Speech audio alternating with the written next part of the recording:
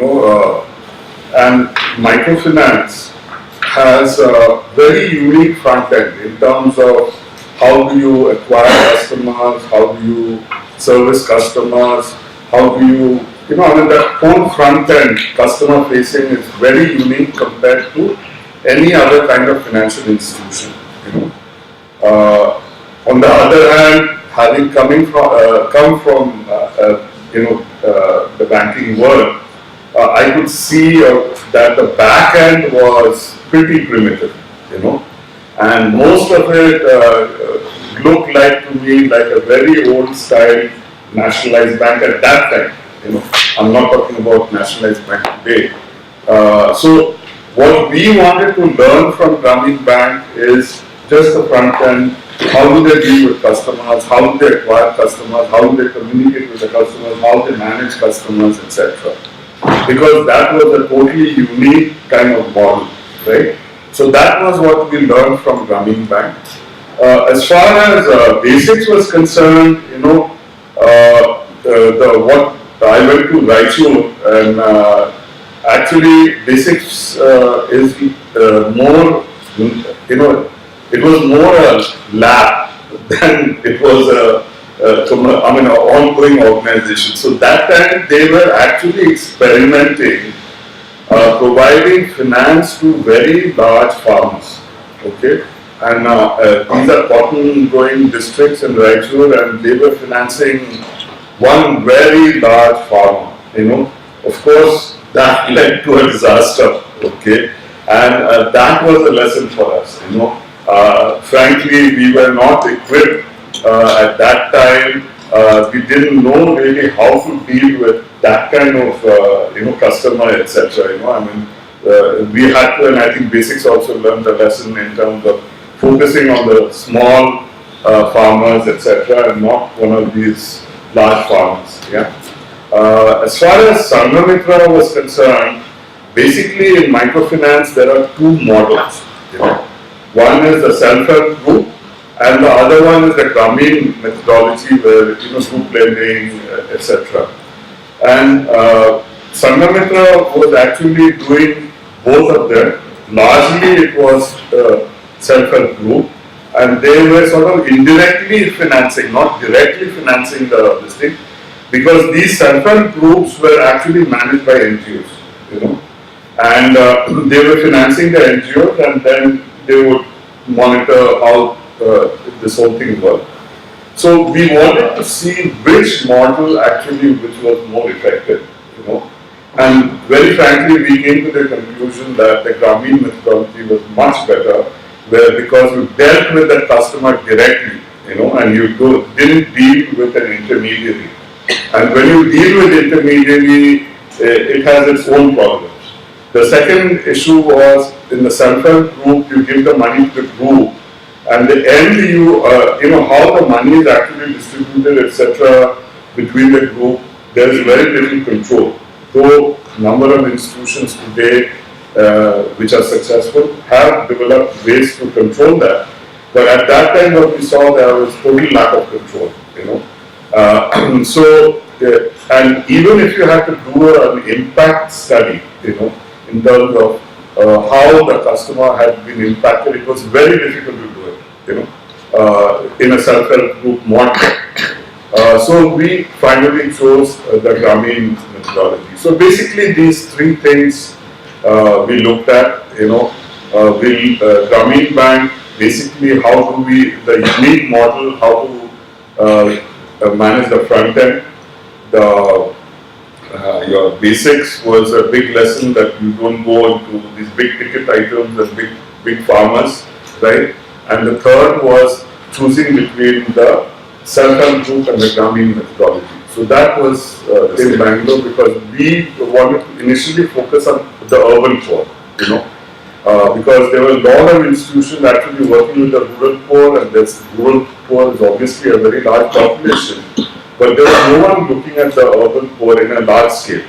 So we focused on the urban poor, and then we had to adapt the Grameen kind of model, because the Grameen model was basically a rural model, and it dealt with rural people So we wanted to see how this worked, because we were told that maybe, it will not work in an urban environment, So we ran a pilot for about 18 months and learned lessons from that, adapted the model for the urban environment. But the biggest lesson for us, most of us came from a banking background, who started in Jeevan, and you may be surprised that we didn't know how to handle cash, okay, because despite the fact that we came from a banking background, because here was a business which everything was cash. You gave loans in cash, you collected cash,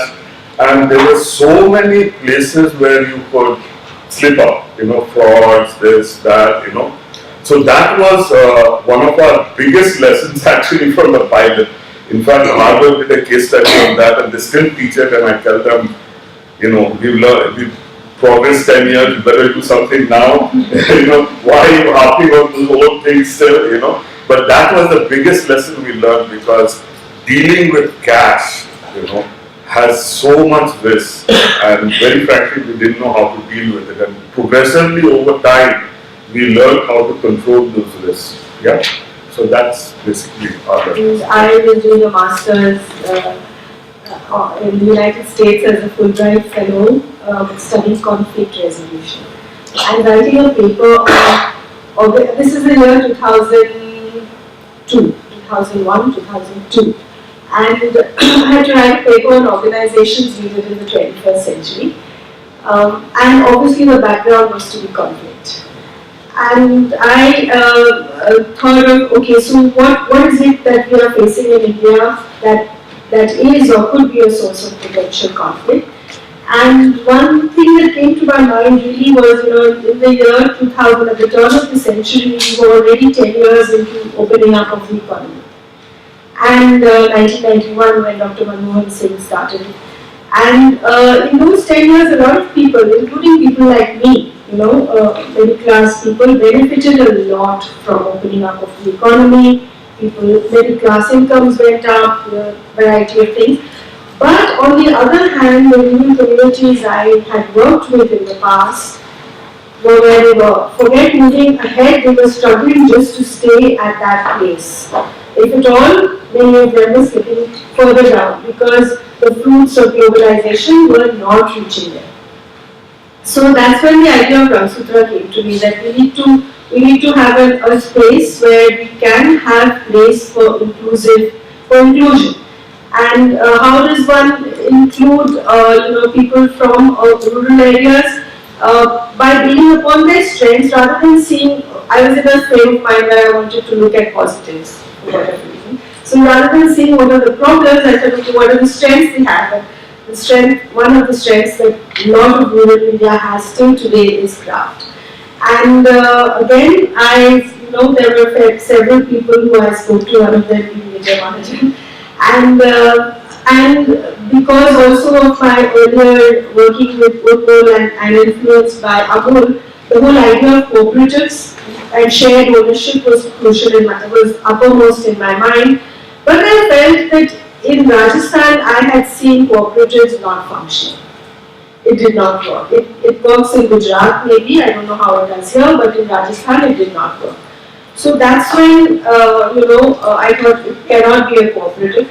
And at that point, I was also one of the pioneers in the field of craft is Dastakar. You would have all heard of Dastakar in Delhi and in Andhra Pradesh. So I went and met with Laila of Dastakar, and was obviously they had helped us before when I was in Urmul and still continue to help.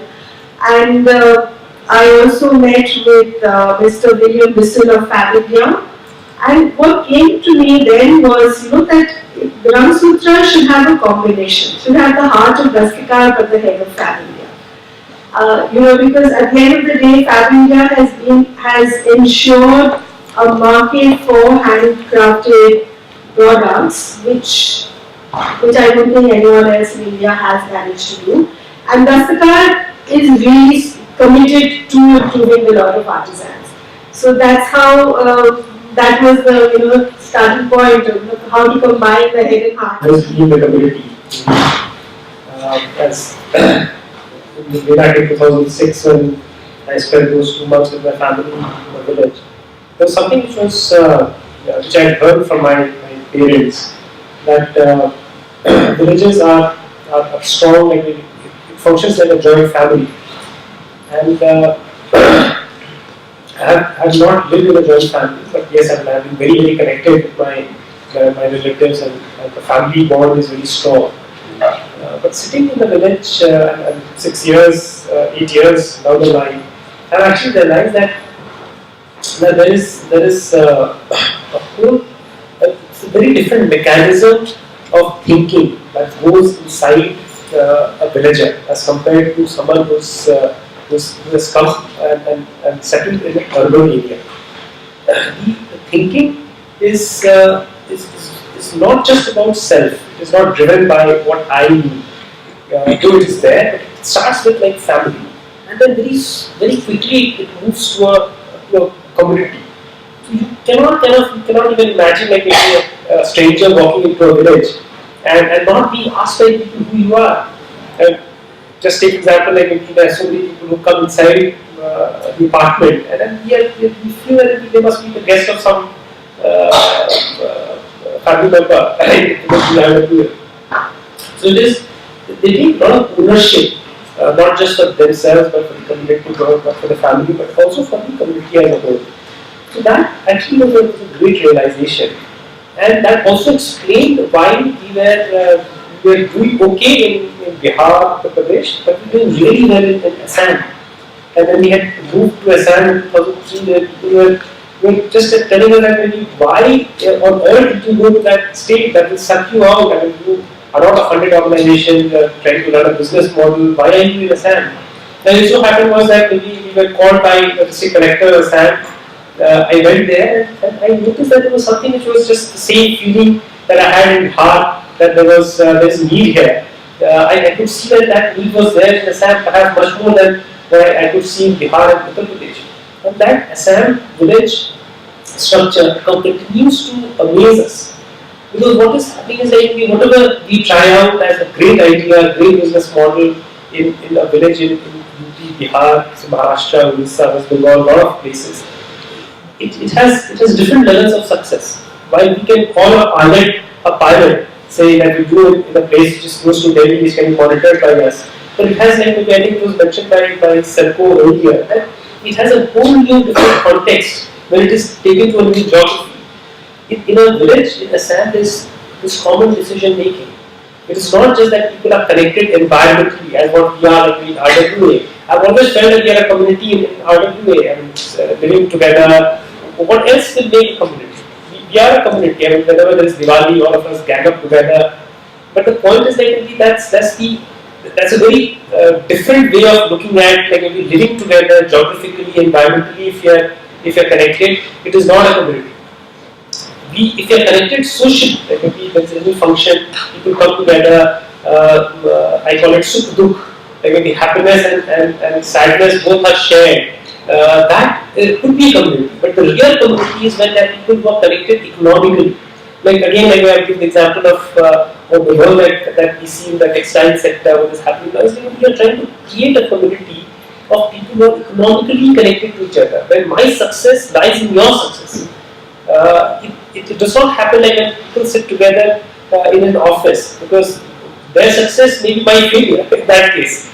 So it is like the moment people are dependent on others and that their success is my success, automatically I'll have a very different way of bonding together. The same thing happens in a joint family. Now I understand why my mother keeps on telling me that it was like a joint family earlier, and that it is not as much. I mean, I think because of some of the decisions which have been taken, not just by the community, but people outside the community, stakeholders outside, that economic aspect of a community is slowly dwindling. So they are not as connected as they were earlier.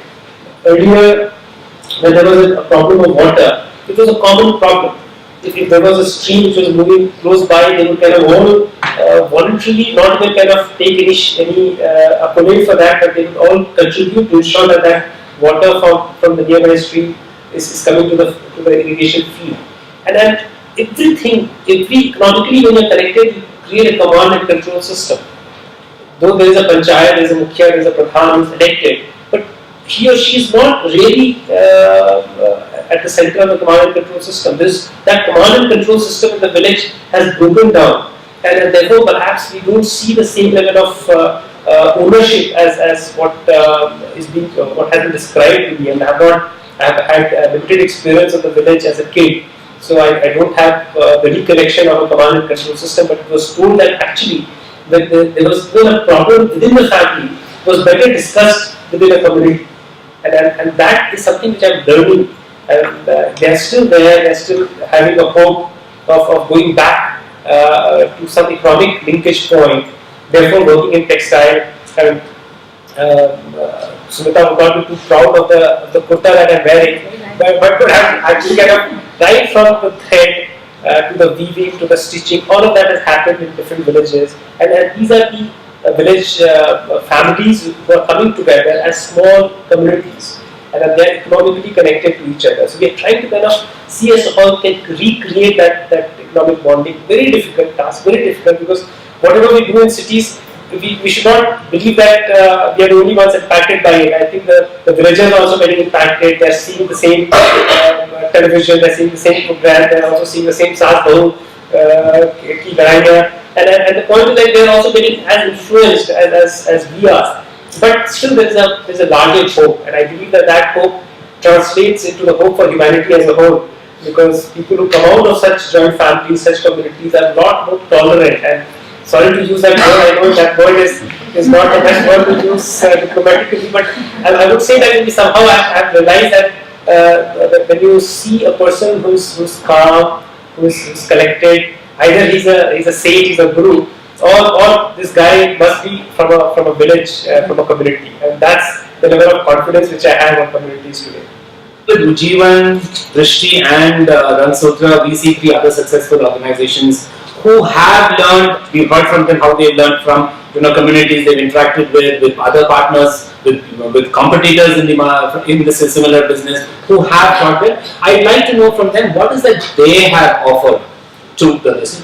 I would like very brief answers, not very long answers, because some of the things I'm sure you don't want to correct yourself.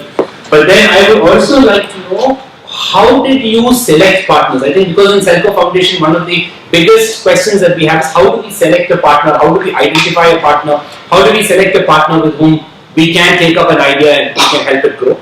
And on the other side, how do you pitch a strategy? You know you've got something wonderful, you want the world to learn about it. How do you pitch up the strategy? How do you tell somebody, I've got this now, this is something that you should be able to replicate? I'd like to hear briefly from all 3 of you, if there have been instances where you've had something, you've done something to support others, new entrepreneurs, new organizations, entities that are thinking about something similar, and how did you choose organizations and how did you pitch ideas to each other?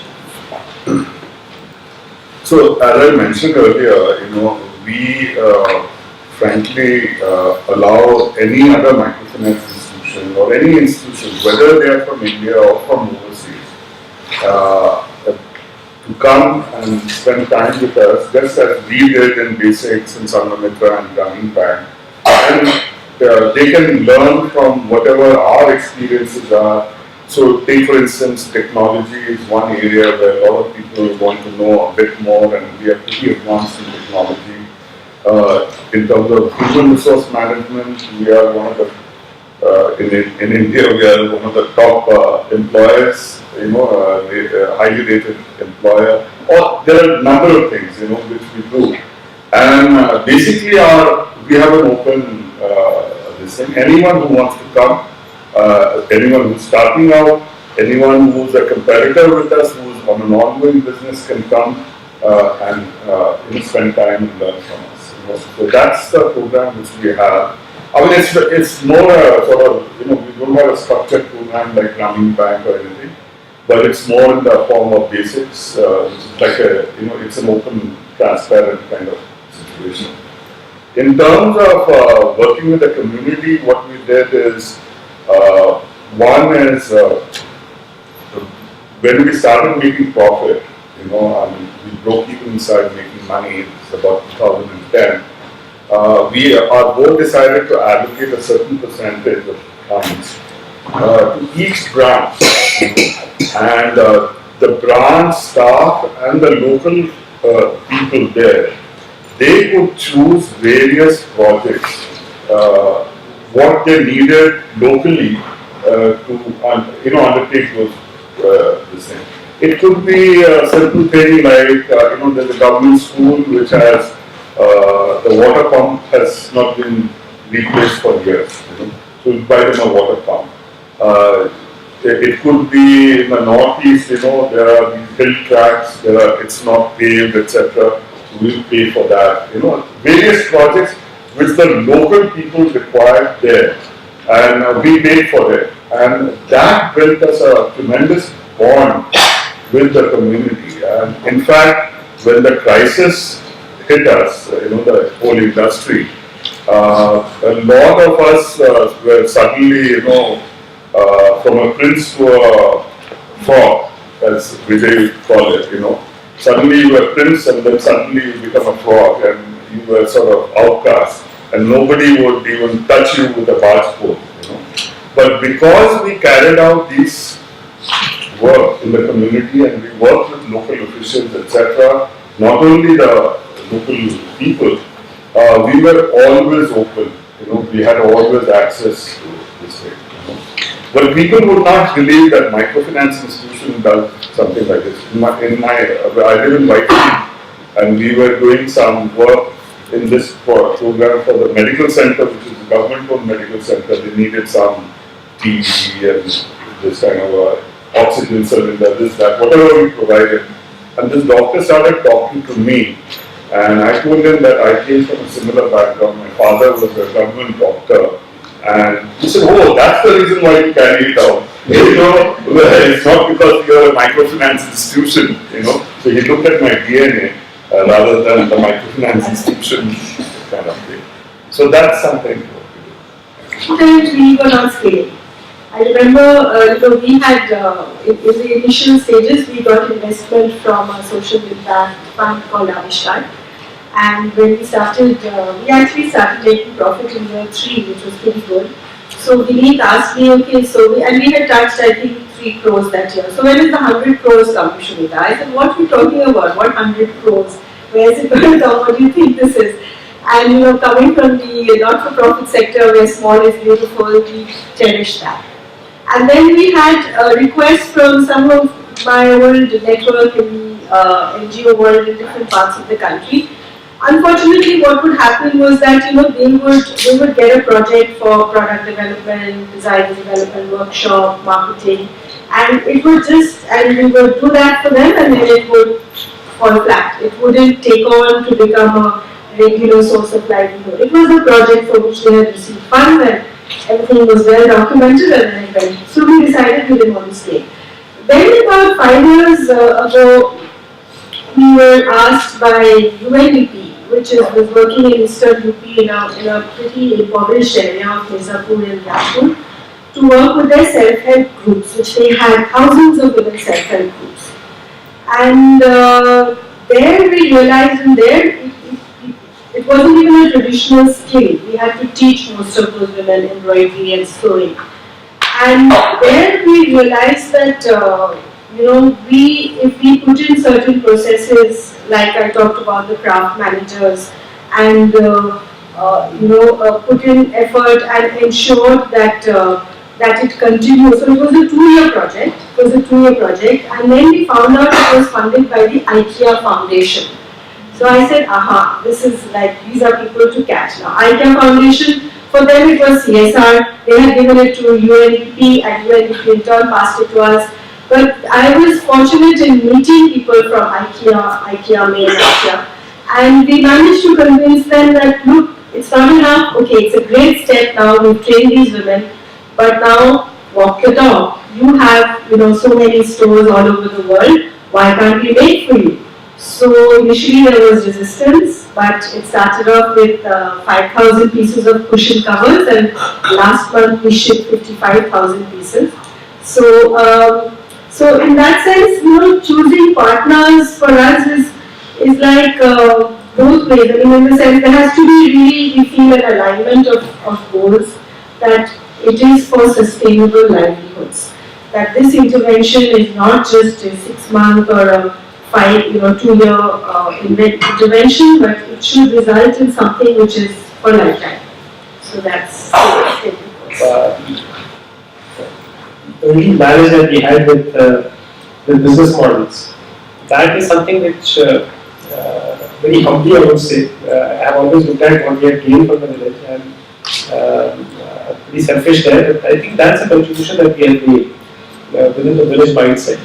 So we are competing against at many places a very subsidy-driven model, where everything is subsidized, it is free, and we have been unsuccessful at times because of the fact that there is always a player who is willing to give a service free of cost, while we charge for it. In the last 15 years of Drishti, this has been nothing which we have given as free of cost. Even like maybe printout which is offered is priced at 2 rupees. So from there to an education course which is obviously much higher priced, everything has a price tag, and everything has a business model to it. Because someone has to, the local guy has to kind of take the lion's share out of it, where he or she has to have like 70 to 80%. There's a bandwidth that we have, and then there's a bandwidth which gets allocated to us. So if that 20 paisa, 30 paisa has been the core of what Drishti has developed. So the day we came in touch with the dollar, I think there was something that we lost, and now like there's a part of Drishti which is still like in the mindset of why not dollars, why not cents. But I think this cent, the understanding of a cent business is the DNA of Drishti, and that is something which it gets resonated at the village level also. Because they are also like businessmen. Even a farmer is a great entrepreneur, takes a lot of risk, has a business model to it. So I complete this social entrepreneurship business, the entrepreneurship part, and the faith in business models is what has been our contribution. And not just the villagers, but even otherwise I believe like there are a lot of anything which works gets replicated and should get replicated. So we are not able to templatize it as well, like maybe like what SELCO has done. But I think it is for the entrepreneurs to take notice. Like maybe the 1,000 kiosks that we had way back in 2006. Now there are about 140,000 such kiosks, not by Drishti but by other players. And it's satisfying in one way, but obviously like we would have loved these kiosks to offer a lot more services, be a lot more community centric. But it's okay. So there's something that you do and it gets replicated. You feel a lot of happiness inside, and the openness that we have about business models also get shared by many other players who have come in later. In the supply chain model that we developed, it was replicated by others and perhaps more successfully than what we did. But the real value to the community is that we believed in their businesses, their cent earnings, and we have completely followed that within the core of the organization. We have realized that 5 rupees coming from a villager is almost equal to like maybe 5,000 rupees coming from outside. So that faith in us has not shaken in the last 15 years.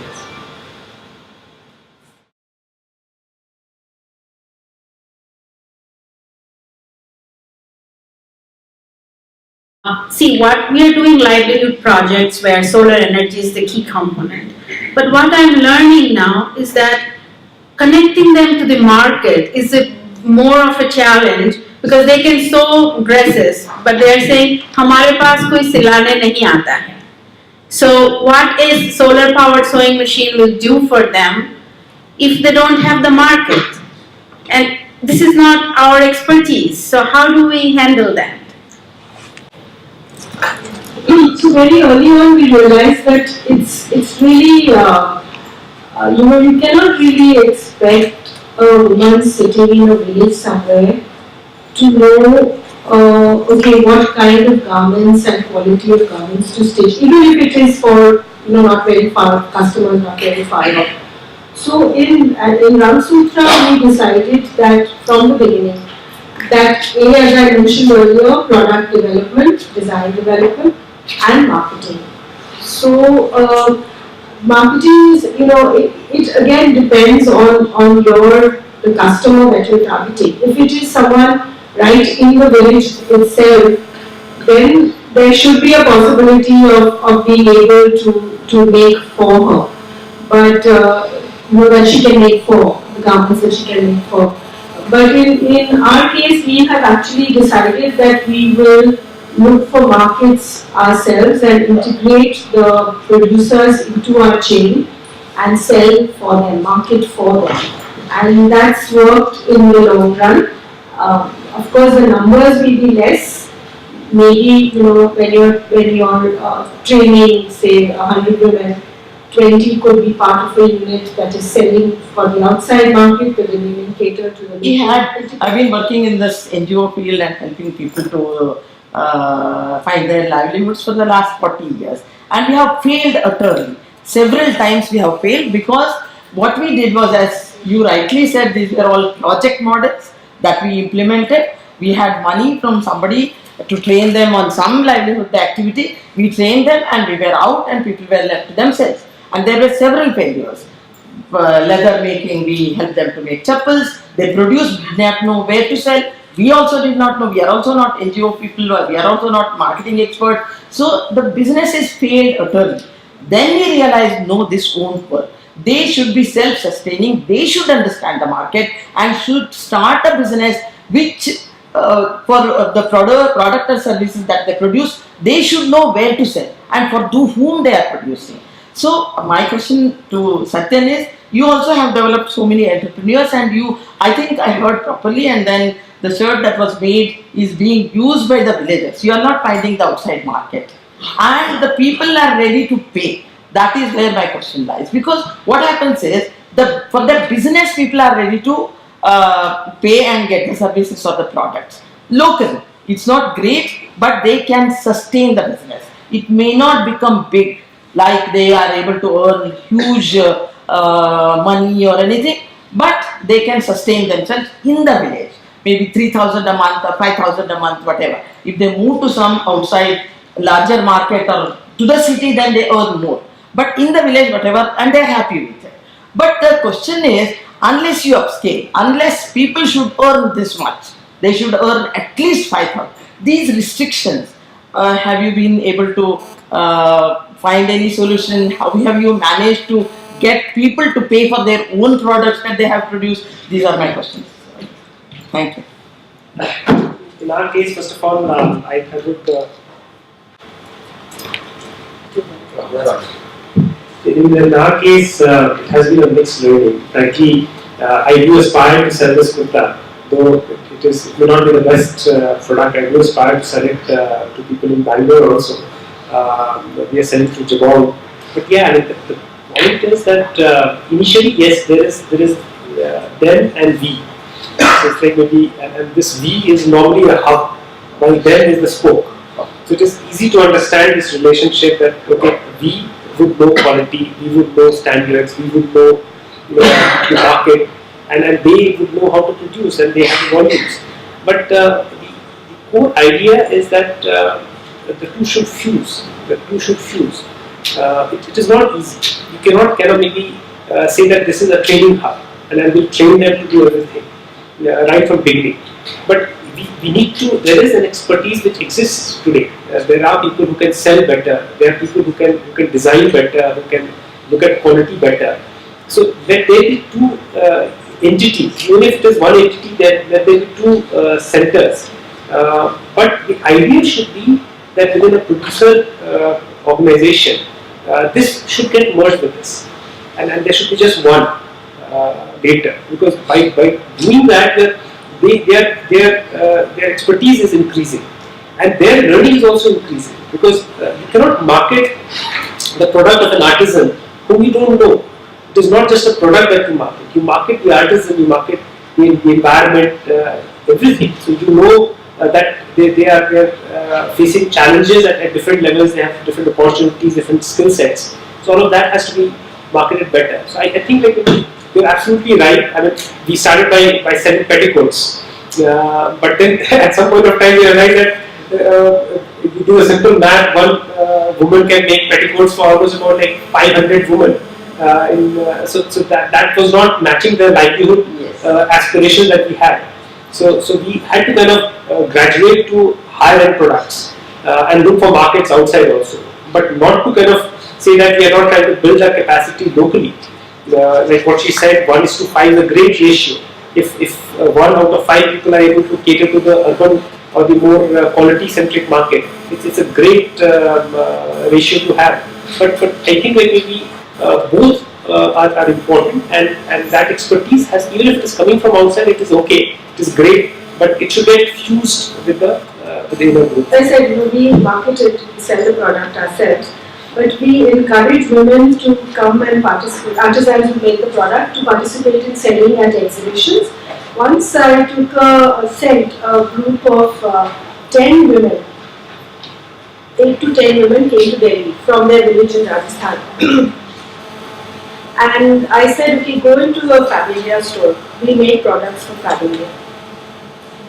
So they went to Greater Kailash, those who are familiar with Delhi, and they walked into the store, and they were allowed to get in, fortunately. They walked into the store and they actually found products that they had made on the shelves. In the evening when we came back, we had a little debriefing, and I thought the first question was going to be, look, I got 200 rupees for doing this embroidery, it's selling there for 1,000 rupees.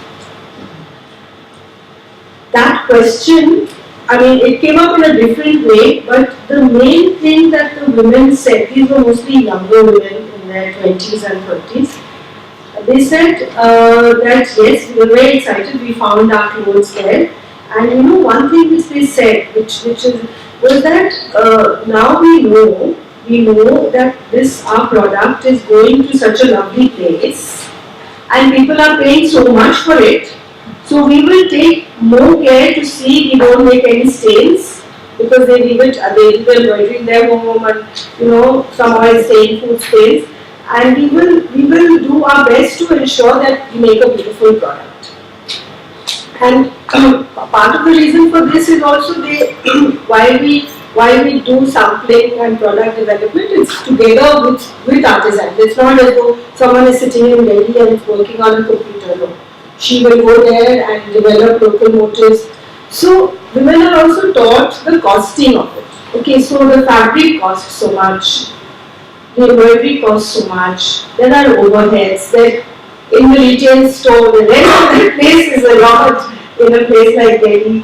So I think, somewhere that thing of, there is also, as Satyen said, there are different things that can be done by different people, and as long as they understand each other's importance of each other's work, and their respect that, I think it can help. The one big problem that we usually face, and we work with teachers across Bangalore and Karnataka right now, there is a lot of demand from other states right now, right? And they want to use our product. But we do not know whether it's the right time for us to go and replicate it somewhere else, because we ourselves are trying to figure it out. But because each state has a different requirement, does it make sense for us to go work with them and replicate it there? Or when did you know that you had to replicate it? Was there, I'm sure it wasn't an aha moment or something where you just woke up one day and said, I'm going to replicate, but is there a certain process that you follow and a certain place where you know with data or something where you say that now I'm ready to scale or now I'm ready to replicate? So, as far as we are concerned, as I told you, we ran a pilot for 18 months and we knew the model worked. We had originally, our plan to go national, So that was our objective. Today we operate in 24 states and we serve about 2.7 million customers. But I think once you have the model straight, and you have to understand the different markets where you have to go, you have an understanding of that place. I think the most important is human resources, do you have a team, you have to build a team. Let's say we were operating in Bangalore, right? and we decided that we wanted to open in Delhi and then in Calcutta and expand from there in the north and east. So we had to spend a lot of time building those teams there, So I think that is critical,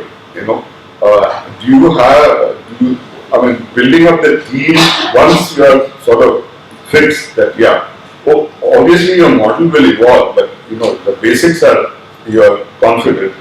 Then you have to have a team which you have to build, and then you can expand. That's our experience. People are, I think, the most important aspect. Yeah, I totally agree with that, and along with it, as I mentioned, for first 5 years we said we don't want to grow, but then looking at our goal, which was essentially to ensure sustainable livelihoods for rural artisans. And if you look at rural artisans in India, the sky is the limit. How many millions there are is still exact counting is not there, but the numbers are not there. So on the one hand, you have this amazing skill, and it seems really a shame not to take it to the next step. On the other side, thankfully, both within India and globally, for us at least, there is a great demand for handcrafted products. And what is even happier is that there is a great demand for handcrafted products which have a good story behind it, a story where artisans are getting a fair deal, so along of course with a good product, the product has to sell. So I think, it's different at different times. I think when the product is simple enough, initially when the reason why we pilot is to make a product simpler, and we complicate the ideas along the simple, but then it gets complicated. The implementation becomes a little complicated, and you would like to have the best of everything. So therefore you do a pilot and you know which parts you can do away with. If your product is simple enough, then it can get replicated. In our case it has been easier because we have always worked with franchises. We have never replicated ourselves. We have never kind of maybe taken a move beyond a village with our product. It's always meant for others to see and then get replicated. So with 10,000 entrepreneurs, the only thing that they look for is that simple enough. समझ में आया क्या?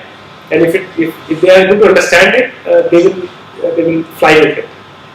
So it should be simple enough. If your product is simple enough, if someone else can understand it very quickly, then I'm sure that it is ready for. You started off in Rajasthan and then in Uttarakhand and other places. So can you focus on maybe one of those replications and what was the process? Like what parts of it that had already worked in Rajasthan were standardized and worked in other places? And does replication really facilitate, the next time you do it, there's things that you've already learned. So is there less time and resources being used each time you do it? So from Rajasthan to Uttarakhand to the Northeast, what were the learnings and did it happen faster each time and with less resources? Should I go? Yeah, okay, so from Rajasthan to Uttar Pradesh, Eastern UP. Yes, we did, as I mentioned, a few key processes were investment in product, design, the training of grassroots, what we call craft managers, who are women with enterprise and leadership, women or men. And yes, in Rajasthan actually we built on existing work that had been done for many years, work of the Human Trust. In Eastern UP, it took 2 years to come to that stage where we were able to then make or produce for a big market like IKEA, for example. In Manipur, yes, it's taken less. It is taking less time on the one hand to develop new products because the skill is amazing, but the challenge is the distance. The challenge is the distance from Delhi where we are, and to ensure that and also the craft which is a more intricate handloom as compared to embellishment. Cost-wise, yes, it's much less. Again, in Manipur, this is not something we are implementing, but we are implementing with a partner who's based there, and who already has done work of social mobilization of people. So yes, it does. I mean, and this is the first time I'm looking at it like that, but yes, it has subsequently got plus. I think it becomes in a franchisee model. The entire thing assumes a slightly different perspective, because, as I mentioned, it has to be simple enough, and it remains more and more simple. In fact, it has to be simplified even further for it to have the scale. So any new idea, any new thought has to be done with a different system. You cannot kind of complicate a franchisee model because there are people who have already understood a particular system, and retraining them in a different process will be very, very challenging. And people start to view them as one. Like maybe when we were having a franchisee model for computer education, we tried to provide healthcare, and then they didn't have to kind of become doctors themselves, but they just had to be a point of aggregation, and we were willing to send a doctor along with a paramedic for organizing a clinic on a weekly basis. But then the perspective of the community was that yesterday was a teacher, how can he become a doctor? So it is like maybe therefore it becomes more and more simple, and we have ended up piloting almost about 26 different business models so far. So, and we are a graveyard for failures. So there have been not many failures inside, and only about 5 or 6 of them have achieved the scale which is necessary for us to like maybe which can be termed as tipping point. To cross that in only about 5 or 6. But it becomes like it has to be simpler. It has to scale up. And in a franchisee model, we have to cut down still further. Like, okay, let this not be done by the franchisees. And initial franchisees are handling a more complicated product, while I think the franchisee who would be the 1,000th franchisee would be having something which is very, very simple. So our experience basically has been, I mean, as we said, different, regions or markets have different characteristics, So you have to adapt to that, and you have to change, and you have to learn from that. That single model may not, you have the basic model, but you have to adapt it, So take for instance doing microfinance in a city like Mumbai and doing microfinance in Meghalaya is completely different, And each operates with its own pace, and it each has their own issues, it's as difficult to do microfinance in Mumbai as it is in Meghalaya, but different set of problems. So they grow, it has its own pace for each of them. So that's something, it's market dependent, environment dependent, that's how, it's not like a McDonald's, and you just roll it out like you start that. Doesn't work that way, So the other thing, McDonald's is changing too. yeah, McDonald's finally changing, in the last few years, The other thing I just want to tell you about this entrepreneurship, especially since we work with the urban poor a lot, and we are in the financial service business, so we are not actually expert. Our core competence is financial service. We can't teach them entrepreneurship and this and that. But what we find is that, especially in the urban environment, 70% of our customers are actually self-employed business people.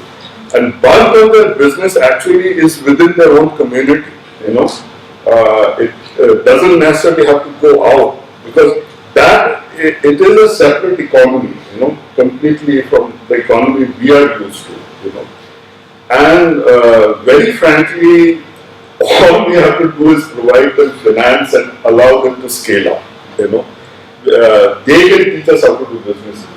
We don't have to teach them how to do business, And we have amazing stories of success, and I'm sure there are failures also, but in business there are success and failures. But that's been our experience, and the variety of kind of enterprise which is available in the urban environment is just incredible, just incredible. It changes with geography, and a friend of mine, before I started the microfinance business. He was doing a little bit on his own, little NGO kind of activity to finance the urban poor here in Bangalore. And he told me that when he goes into a slum, it reminds him of a casino. I said, what? They're crazy. What are you talking about? He said, no, you go to a middle class neighborhood in the afternoon and you see everyone sleeping, kids have not come back from school, quiet, this, that. And you jump the wall and go into into the slum. Everyone is running around trying to make money, doing all kinds of different activities, and in the evening, So it reminded him actually of a casino where everyone is sitting on a roulette table or whatever, different types of business activities which was taking place. And that's true, the kind of enterprise which is there and this thing, all you need to do is facilitate by providing financing. In the rural area, very frankly, what we find is the only thing we can do is animal husbandry.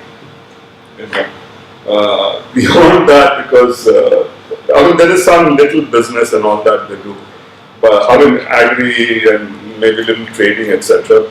But the bulk of our enterprise kind of financing is an animal husbandry. The women are involved in a lot of this animal husbandry.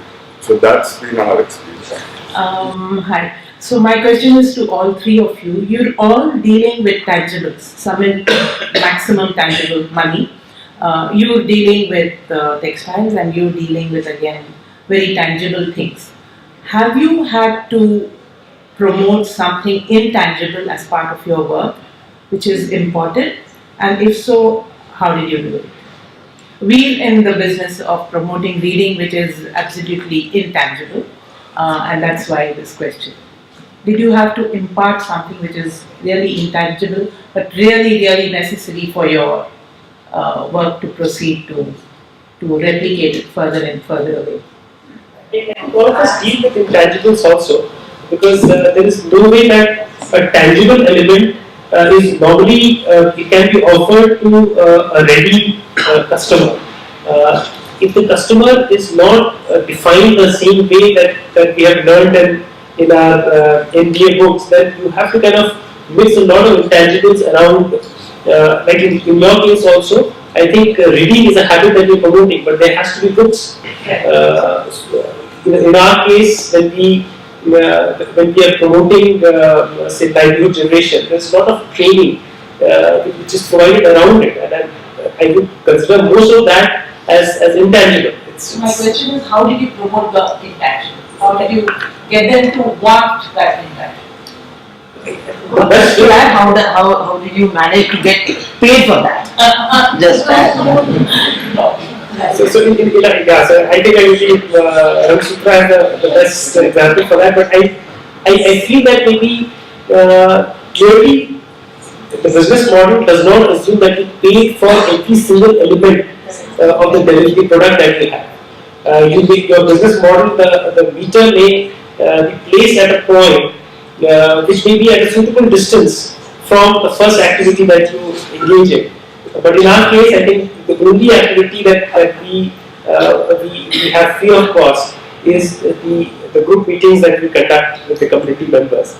I think that's the intangible that perhaps you were mentioning. Yeah, for us it's we say that we are a community-owned company which practices fair trade and celebrates India's rich craft heritage. The rich craft heritage, okay, you pay for it, but it's also intangible. And one of the things I'd like to share from another angle is it's a little, I once went to a village where our artisans work.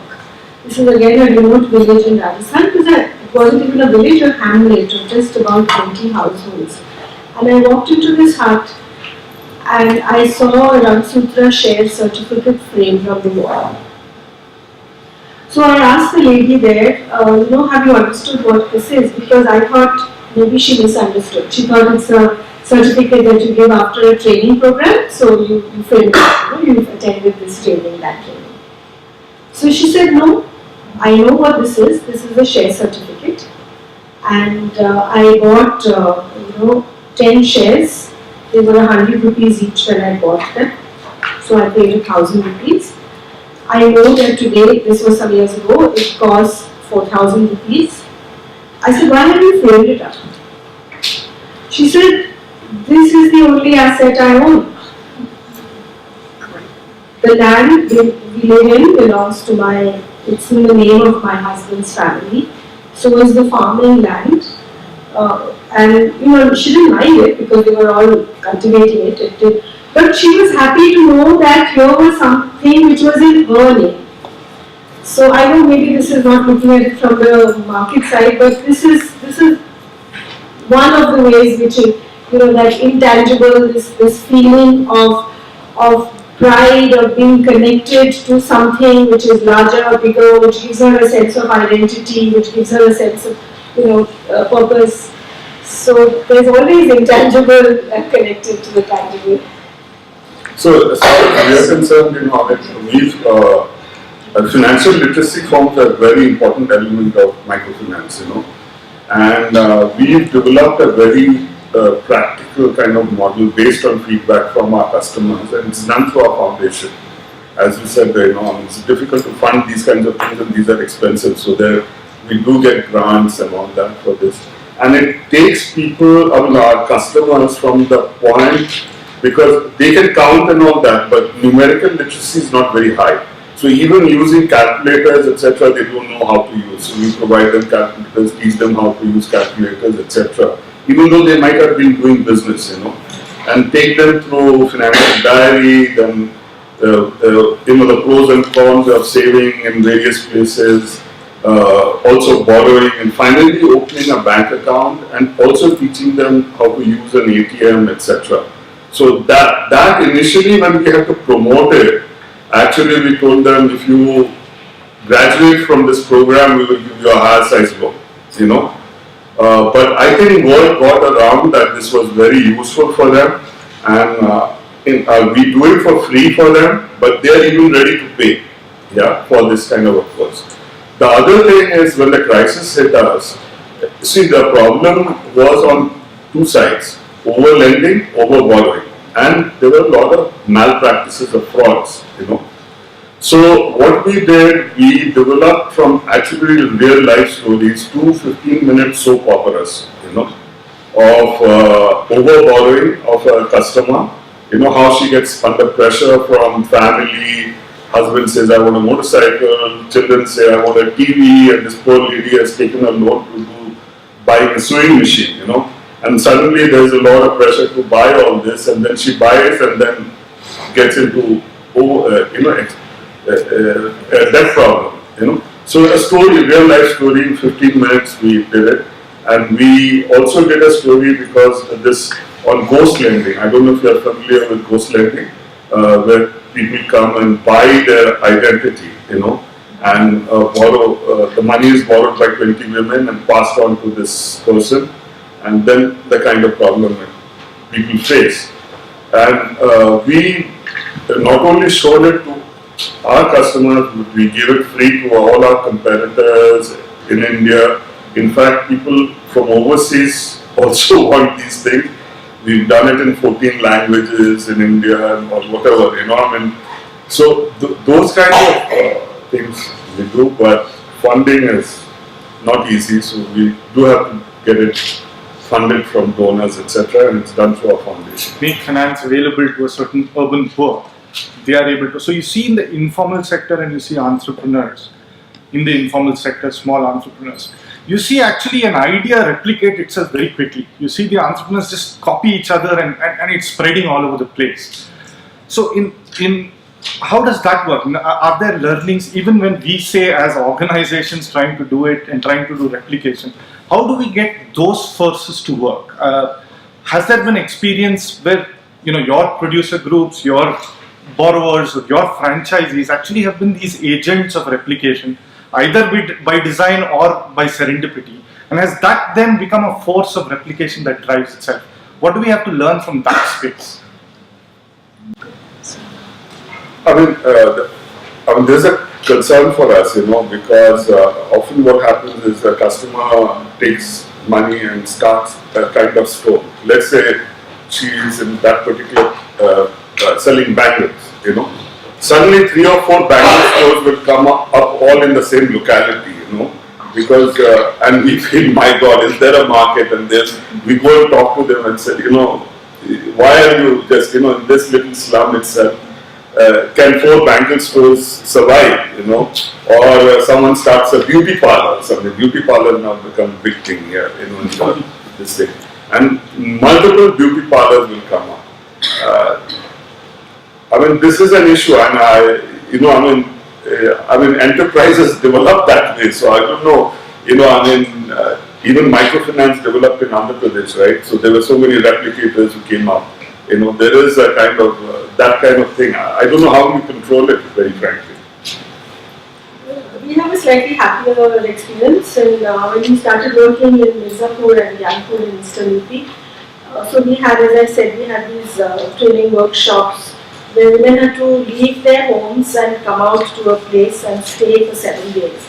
So initially they were not allowed. There was one woman who told a lie to her husband, said, I'm going to my mother's house, and came for our workshop. There was one who came with her 3-week-old son and brought her mother-in-law along, so that, but the spin-offs of that were amazing. Once these women went back and started earning, then everyone, many other women in those villages and their in-laws were happy to have them be part of this chain. Then of course for us it is, okay, so how many can you include, how many can you ensure regular work to? But yes, certainly it has both directions. The kind of questions, when we talked about, NGOs were not successful in livelihood, I really want to relook at that statement people make here. And I feel that many of our enterprise, for example, we work with waste management system, organizing is the basis for our enterprise. So organizing, and I'm hearing in different ways that you work in the community so that your business also flourishes. So I think it's a hybrid of the work of social justice and a livelihood or enterprise should work together. So I think that combination is very important, I feel, and I wanted to know if it's true in your work. It's true in our work. Smita started to answer partly answered what I'm going to ask, but I'll just very quickly ask. So I'm curious to know, when you first start working with new communities, how have you sort of built credibility and trust for what you're trying to do, and is that something that you factored into, where to replicate? How much of that has been a response to call for so something like, in the urban communities that you spoke about, there are existing business ideas, etc. So have they reached out to you, and has that helped you identify where to move? Or have you looked at, similarities and where building trust and credibility could potentially be easier? In our case, we basically just responded to people coming to us to say we want to be part of this, and then we take it ahead and see how much we can. If you go to a completely new place, building credibility and trust takes a lot of time, But we again, the success transfer model, we try to use it there also. So take for instance, we might start in a town and we want to go and work in the villages, and we worked in the town for some time and we have our customers who are happy with us and they are successful in whatever they do. And many of them come from the villages, or originally came from those villages. So we do take them and ask them to share their success stories. So we use those kinds of what we call evangelical marketing, Like what I mentioned earlier, I think maybe the point that you raised, which is so valid. For us, we have always looked at this as a hybrid model, and at every stage we have been lured at both the ends. One end is where there's a lot of clarity. There's a product, there's a business model. There are people who understand the product who can go and deliver, and there is also funding which is attached to those products. There are many business models which may or may not have worked, but there are people in the investment space, investors who understand a product-based business model much better than a need-based business model. Like we, from here we have moved to here. So we are now looking at a need-based business model approach, and that actually has led us to starting not from, like we call it a 4C approach. It starts with like it is community, capacity, capital, and channel. So the entire, for livelihood, it is, we call it some kind of an assembly line or a continuum. So it's where you start in that. Whether you start from the channel or you start from the community is a major decision. If you start from the channel, which is the product, then it has to be something which is so simple, replicable, you can take everywhere. But don't even kind of, we should not even believe even for a moment that can make a social impact. Because I don't think that maybe we can talk about it, but there is no way that you can even kind of measure the impact that you have made. But if you start with the community, the challenges are much more. But then you're completely grounded, and then your relationship with the community is something which is guaranteed. The business model may or may not work, but it's just like in those concentric circles. You may get here maybe in 5 years' time, 6 years' time, but you'll definitely get there. As long as the costs are low, I think the business model, finally the bottom line remains the same. I think we are now reaching the end of our panel discussion. I'm extremely sorry, I would have wanted some of you to talk about what you have done as far as replication is concerned within your organizations, because we've been talking of organizations that have been around for 8 to 10 years. It would have been good to hear from one of the newer ones about how you've done, but unfortunately we don't have the time. But I understand that we have an afternoon breakout session, if I'm not mistaken, where some of this could be mentioned and we could take it out and showcase it. At least some of those learnings would come in to the group. So if I were to just basically sum up, one comment that I did have was that in spite of organizations among the panelists here who have been around for 15 years, 10 years, or like somebody like SELCO who has been around for 20 years, what I see is that many of us have not really formalized this entire, the replication. We do a lot of learning, we do a lot of teaching. We've learned from a lot of organizations, we've taught a lot of organizations on how to move forward. We have different examples about how people are allowed to come and learn from us. We are an open source set of organizations, but we've not formalized this. So I'm hoping that this workshop would be a start where people start putting it down and saying, okay, this is what we've learned, this is what we can teach, so that you can sort of formalize this process and make it more effective. So at least for the the older organizations among us who are sitting over here, I think this has been a pretty good learning, because I just realized that most of us don't even know, are not able to articulate in so many words saying that this is what we've learned and this is what we've replicated. To close up, I think what I have learned from today's discussions from our 3 esteemed panelists is that as long as there is a certain amount of openness within us as organizations to be able to absorb ideas from the outside and to be able to offer these ideas to the outside, I think replication and adaptation of what we have learned is possible. What these organizations have shown is that they have been able to analyze what they have seen outside and then find out what is possible and what is practical for them and implement it within their organization. And I think that is something that we ought to learn. If you have to do replication, you can't, like I said in the morning, replication is not imitation. We have to learn that there are certain things that we can replicate. There's value in some things that we realize. If not, the value is not to accept should be, okay, we've been able to analyze and say this is something that we reject or something that we should not do, like Ujivan was teaching us today. So I think that's an important capability that we need to develop.